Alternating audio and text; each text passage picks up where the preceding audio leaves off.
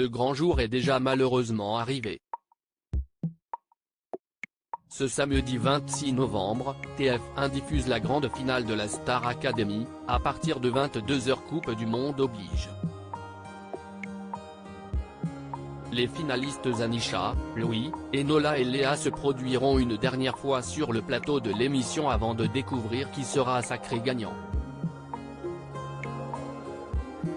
Pour l'occasion, le chorégraphe et professeur de danse Yanis Marshall était invité dans les studios de Sud Radio, le 25 novembre.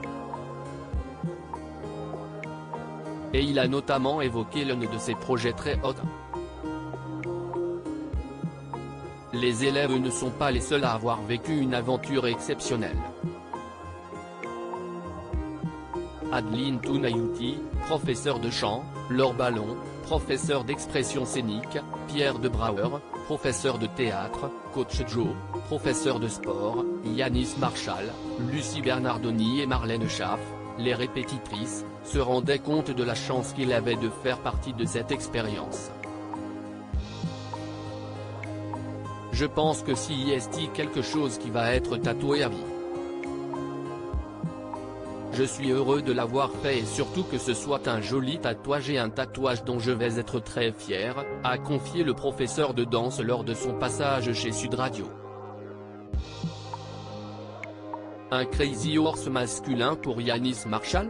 Yanis Marshall s'est ensuite réjoui de ne pas avoir été comparé son prédécesseur Kamel Wally, qu'il connaît et avec lequel il s'entend très bien. Puis, il a donné son avis sur les finalistes de la Star Academy.